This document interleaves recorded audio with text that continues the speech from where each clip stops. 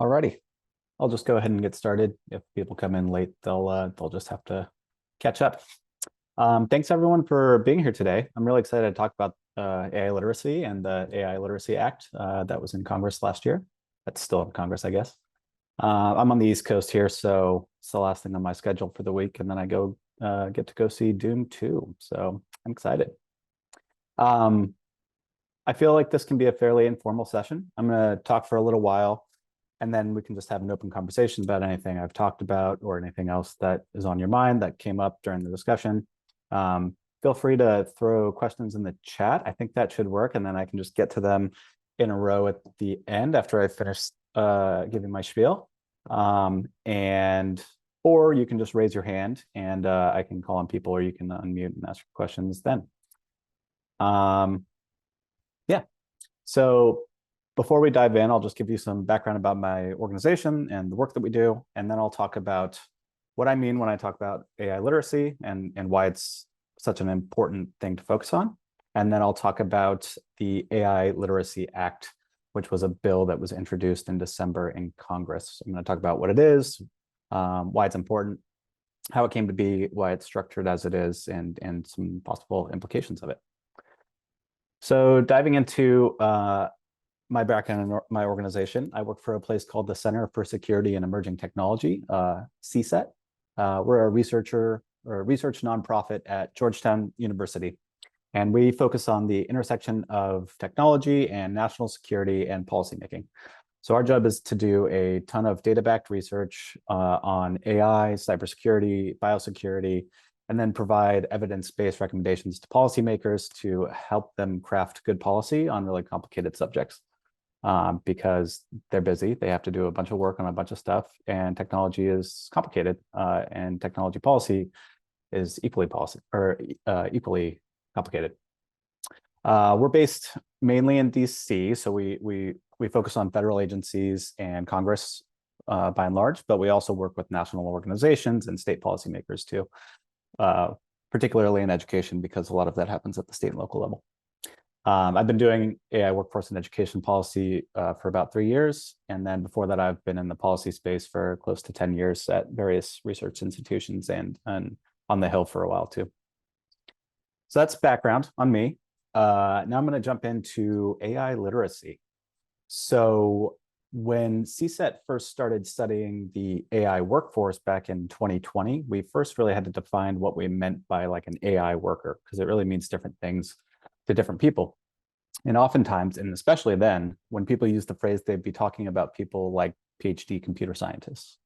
But we quickly found that there are so many other types of skills and jobs that you need if you're trying to envision and then build and then deploy and then sell a safe and effective AI tool. So you need a whole ton of different workers, people that don't necessarily need a 4-year degree. But right from the beginning, we realized we had to emphasize both technical and non-technical talent within the actual AI workforce. So you definitely need software engineers and data architects to build the nuts and bolts of the thing. But you also need people who understand the field that you're trying to deploy it in, or people who will use and interact with the tool, who don't necessarily need to know how to build it, but you need to know what it is, what it can do, what it can't do. And you also are going to have workers that use AI-powered tools in their jobs that also need to understand the strengths and the limitations of an AI-empowered tool. So that was in 2020 when we were first coming at this problem. And then ChatGPT came out. And even though there were thousands upon thousands of AI applications and tools that people were interacting with every day, it really supercharged the conversation at the national level. It was everywhere overnight. Which was both good and bad for us in the AI policy space, because people only wanted to talk about ChatGPT and other large language model tools, but it also gave AI policy folks like me an avenue to pivot that conversation into broader discussions about things like AI literacy. So AI really is everywhere already, and that isn't going to change anytime soon. So what do people, especially students in the classroom today, need to know about it? A lot of people in this space break it into kind of 3 tiers. You need people who are AI literate, and then you need people who are AI proficient, and then AI experts. I personally think that those first two tiers, the literacy and the proficiency, are beginning to blur and only continue to do so more. But I'll start with the proficiency and the experts and then move back towards literacy. So an AI expert is basically someone who can just build a complex AI model from the ground up. In the near future, and probably for quite a while, this is still going to require a 4-year degree in things like computer science. But you definitely need those, at least with the current tools available, and probably for a long time to build AI systems. Then you also have AI proficient people. So those are people who have basic computer science skills, could train or adapt an existing model comfortably, and has no problem using AI tools either in their job or in their life or whatever. You definitely don't need a 4-year degree in computer science to get to that level of competency. Probably some high school level coding classes in statistics. But the third level is the point that I came to talk about, which is AI literacy. So literacy in this context means that you understand the basic principles, the concepts, and the applications of AI, as well as its implications, its limitations, and all the ethical considerations associated with the use of AI in everyday life. I really want to highlight 4 reasons why AI literacy is so important. First is just that the more you know about something, the less scary it becomes. The amount of people that I talk to who call it Terminator is ridiculous. I was talking to my niece who's in high school, and she was so woefully unaware of what AI actually is and was absolutely terrified about it. She would never touch ChatGPT, partially because she was afraid of being expelled, but also she was just scared of them, had heard so many spooky things about them. There are definitely legitimate concerns about AI, and it's also an imperfect tool. But a high schooler who says they're afraid of it without realizing that the Google Maps route they use to get somewhere is AI is suboptimal. The second reason why it's important is that AI is everywhere, and it is rife with bias and discrimination problems. And the very first step in overcoming these shortcomings is understanding them. This is really important for marginalized communities who are themselves often the victims of this bias and discrimination, and who also are less likely to be taught about them or to have people in their lives explain the problems that they could face. The third is that it's a really helpful way to preempt exacerbating inequality. So one thing that really scares me is that it's possible, and I find it somewhat likely, that some students will get access to AI education and use AI tools and understand it and improve upon it, and it'll help them learn better, faster, more. And then others will not, because either the AI tools are banned or because it's simply not taught at their school. And that'll create kind of a self-perpetuating cycle with those who are taught to use it and understand it effectively outpace those who are not, and it just gets worse and worse. This is especially important in regards to students in lower resource schools who already face disadvantages. So it's really important that equitable access is emphasized. And then the fourth and final one is more of a workforce thing. And it's basically that no one's really sure exactly how or when it'll happen, but AI will change the labor market over time. And having a baseline foundational tool set of knowledge and literacy across the nation will be a really powerful tool in combating job displacement as the labor market shift. So that's a very broad nutshell of why literacy is important. There's lots of other reasons. But I wanted to talk a little bit about the AI Literacy Act of 2023. So this was a bill that was introduced into the House of Representatives in December by Representatives Lisa Blunt Rochester and Larry Bucshon. In a nutshell, it's kind of complicated, but this bill is an amending an existing law called the Digital Equities Act to include and emphasize AI in the programs that are contained within that law. It also defines AI literacy as what I said earlier, practically verbatim. And this is really important because when it comes to laws, if you define something, if you're the person to say, this is what this is, first of all, you make sure it's right.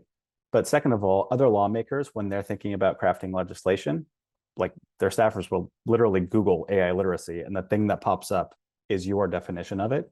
and then it helps them use that same one. You get a critical mass behind it, and it really helps it gain momentum. It can be referenced in the same way across different bills and different programs. It's just a really important tool in lawmaking. So then after defining AI literacy and then emphasizing it, including it in those programs, it amends a specific program within the broader act called the Digital Equity Competitive Grant Program, which is basically a $1.25 billion grant to increase digital equity practices. And it's a grant formula where those 1.25 billion funds will go to different states.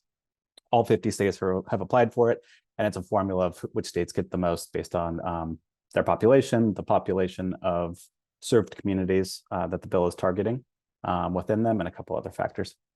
It's about 25 million a state, but that'll vary depending on state size. So it amended that grant program within the bill, and it makes it so that you can use funds for that program out of the 1.25 billion to pay for teacher training and professional development in AI. So that's online certifications, that's classes, that's workshops, that's attending conferences, things like that. You can pay for obtaining necessary computer science education resources that'll help you teach AI. So if you don't have a lab, you can use it to pay for something like that. Or you can use it to pay for some of the online education or AI education programs that have become more and more popular. You can use it to facilitate private sector partnerships where you bring in AI professionals from companies. A lot of companies like to go to schools and have employees either teach a short course or come in for a day or do an after-school program. So you can use funds to facilitate that kind of stuff. You can use it to build out AI labs and virtual learning platforms. And then those things were mostly at the K-12 level, but then it also targets community colleges, facilitating development of interdisciplinary AI literacy programs at community colleges. And then you can also use funds to develop programming and pedagogical tools for AI literacy education. So it's a big program. 1.25 billion is quite a bit, even by the federal government's standards. But it hasn't quite yet gotten passed. If it were passed, the way it would work is basically a school or an organization that works closely with schools or a school district would apply for funds for one of the purposes I stated earlier from the state agency that the state has designated as being the one in charge of distributing the funds. And they'll make a determination of whether the thing that you've requested it for is acceptable under the bill language. So that's basically what the bill is as it currently stands. And I realized that this is kind of a roundabout way to attack the problem of AI literacy. Like, why not make funding available to states just for this, just making a new bill that does that? Also, why is it through a 2021 Commerce Department grant program? Basically, bills are very hard to pass, and bills that appropriate money for projects are even harder to pass. And that bills that appropriate money for projects in this particular Congress are even harder to pass. But it's a lot easier to pass a bill that amends a program that already has funding, especially when the two co-sponsors of that bill sit on the committee that the bill will be referred to and has oversight of the program. So in working with Lisa Blunt Rochester's office, that was kind of how we attacked it, and were able to shape something that could get introduced, could get passed, had a large pot of money already ready to go. So that's why it's structured like it is. And as of now, it's still in committee, and the House isn't really passing anything at the moment. But they are going to have to pass some big bills before the next Congress in November. And those are great opportunities to add good ideas like this onto them. And now that the bill text is finalized and it's been introduced, it's very easy to reintroduce it next Congress if the House changes in composition. So I'll keep singing its praises in the meantime, and hopefully it can be enacted either this Congress or the next. But even if it isn't, it's kind of helped gain momentum. I've had a lot of conversations around town that have specifically pointed to this as in it's raised the issue of AI literacy and brought it to the awareness of a lot more people. So worst case, it's raised awareness. Best case, it gets enacted, and then a lot of these funds can go towards helping AI literacy efforts. Yeah, so that's basically all that I had planned to talk about. I can talk about a lot of other things, but I wanted to see if people had questions about that, questions about AI literacy in general, federal AI policy, the AI Literacy Act. We can talk about Dune, whatever you'd like. So I can monitor the chat, or I believe I can see when people raise their hands. Um, yeah,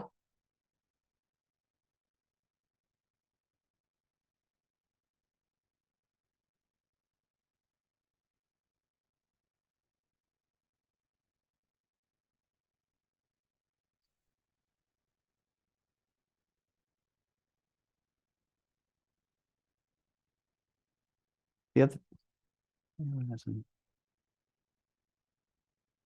yeah, so there are a bunch of this question is from Ashley. She asked, are there specific AI literacy lessons that you can recommend to use with students? There are a lot of good tools. So I know that Evergreen is developing some materials of this sort. There's also a partnership between code.org, which started as a computer science education advocacy organization, and they've partnered with Teach AI to develop a bunch of modules and curriculum and programs that you can work into um, other subjects.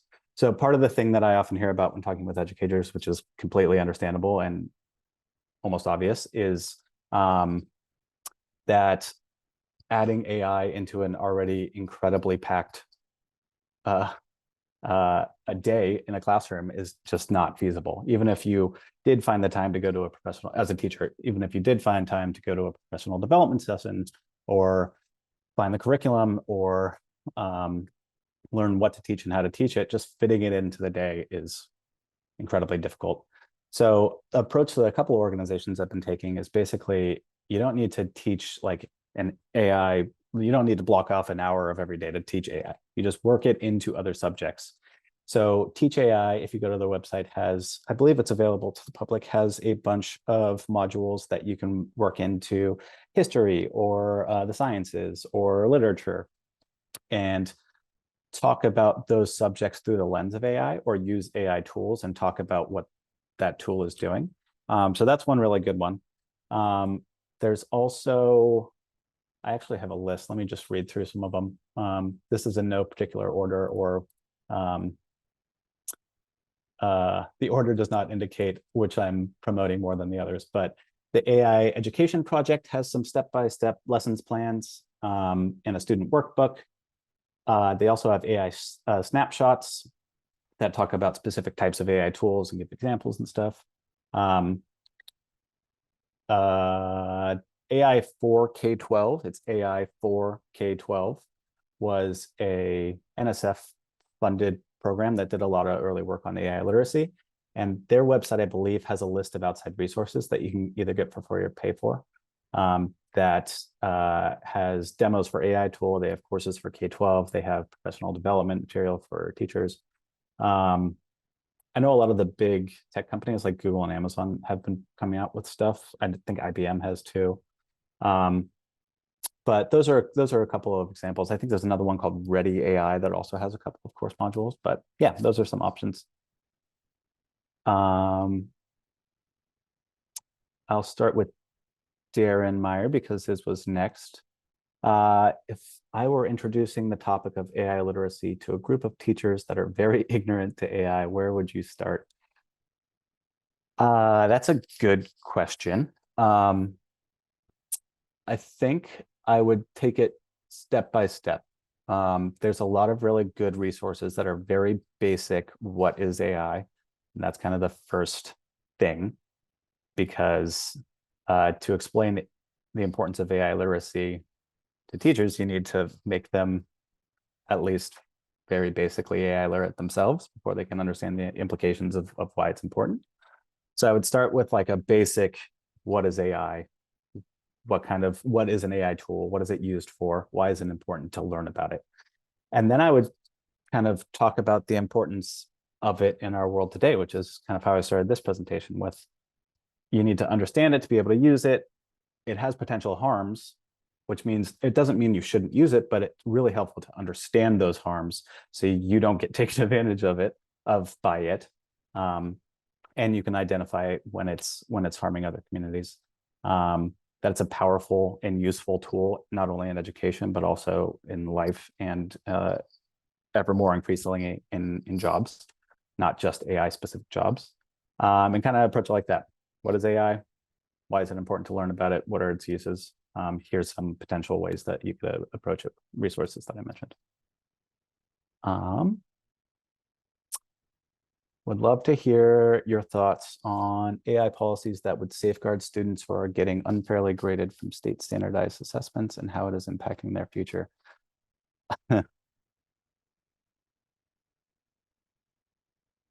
Pretty loaded, is, right? You're welcome. I don't know the subject well enough to have a well-formed opinion. It's a super important question, and it's something that is common across a lot of fields, not just education. Like you'll hear really good examples about insurance companies using AI or HR firms using AI. That like a firm that's hiring for a managerial position just won't ever see female applicants because the AI model was trained on existing people filling those roles who are predominantly men. So the model learns that manager equals man. And it's like, well, that's terrible. So, and the NIST AI Safety Consortium, along with a couple other federal agencies, are actively developing policies to look at those across other industries. And I'm sure that there's going to be lessons learned. There's also a report, which you may have seen, and I wrote it down, and now I can't remember what it's called. Let me find it really fast. It was a report by the Department of Education that I'm just going to Google really fast because I have a computer on me. Education. It was out of their Office of Educational Technology. They've released a very long, very thorough, very good report called Artificial Intelligence and the Future of Teaching and Learning. And it talked about things like that. It talked about data privacy concerns. It talked about how to implement it, how to teach it, what the good things about AI literacy and using AI are. But it tackled some of those questions as well. So I defer to their expertise on that question. Sorry for not having a more well-formulated opinion on that. Am I aware of any talk among states and utilizing AI to start providing students in schools more timely feedback on state-mandated tests? No, I am not. I will say that states are by and large kind of behind the ball on developing and implementing policy for AI in education writ large. Not just the example that you mentioned, but just like, can you use ChatGPT in the classroom? Should you ban it? I saw this survey from Ed Week last week that was saying that 79% of teachers that they'd surveyed were unsure of their district or school's AI policy. And I think only something like 7 states have written AI policies when it comes to education, both in the classroom and using tools for sorting and for test scores. I feel like AI would be a really useful tool for timely feedback on state mandated tests. Like that's a perfect application of the technology. But like, I know in the federal government, there are lots of uses for AI that could be really great, things like that. And the problem isn't necessarily getting AI tools into that. It's that the rest of the IT infrastructure is so behind that like, it's like, I don't know, trying to put the Ferrari engine into a go-kart. It's like, you just need the like initial IT infrastructure to be better in order to even start using AI tools for that. So I think states that have better digital modernization efforts are better suited for using AI tools for things like that, but I don't know of any particular efforts. Somebody compared AI literacy to driver's ed. This is from Amanda. Do you think we will get to a point where students will have to learn these skills within the classroom? I think so, yes. I think that's a very good comparison. Um, I would sometimes argue with my former colleague because they said that AI literacy will be as important as literacy. And I was like, I wouldn't go that far. I feel like being able to read and write is slightly more important and ubiquitous than AI literacy. But I do think it should just be a foundational skill that will be necessary, especially as AI jobs right now are kind of changing quickly. When I was talking about in 2020, the way that we had defined it, we had 54 specific occupations that we were like, these are AI jobs. And we're revisiting that because many jobs have some interaction with AI in one way or another. And it's becoming harder and harder to parse what an AI job is. And we're at the very beginning of AI adoption across all different types of industries. So just to be a not even a worker, just a citizen in the country where AI is surrounding you, just having some knowledge of what it is, what it's good for, how it can harm is just extremely important. So I think driver's ed is a good model, and we're close to that already, and it's only going to become more. So yeah.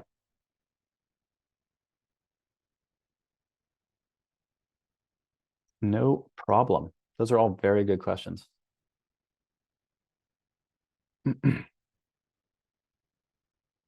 I'm not seeing any other questions in the chat, so I'll just bring up one other thing, which is basically